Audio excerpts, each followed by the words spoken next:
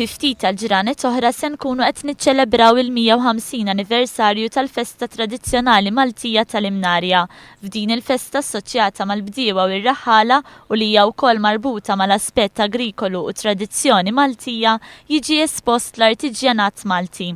Is-Segretarju Parlamentari għall-Bidja Sajd u Drittijiet tal-Annimali Rodri Galdes żar il-preparamenti tal-Imnarja fil-Buskett kmieni s-Sibt filgħodu u stqarr li l-iskop ta' attivitajiet nazzjonali bħalma huma dawk li jsiru fil-festa tal-Imnarja huwa li nkomplu nippromovu x-xogħol li jagħmlu l-bdiewa.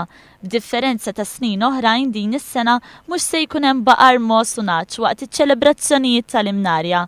Dan minħabba l-mikrobu tal-Q fever li nstab frazzett partikolari x-xahar li għadda. Madankollu kull min jattendi għal dawn l-attivitajiet xorta waħda se jkun jista' jara annimali oħra bħal żwiemel, fniek u klieb tal-kaċċa. L-attivitajiet marbuta ma' din il-festa bdew kmieni s-Sibt filgħodu bil-bandu tat-tiġrijiet tal-Imnarja fejn numru ta' atturi libsu l-biss tal-epoka. L-attivitajiet mistennija jilħqu l-qofol tagħhom fil-Buskett u fir-Rabat nhar il-ġimgħa u s-Sibt tal-ġimgħa d-dieħla.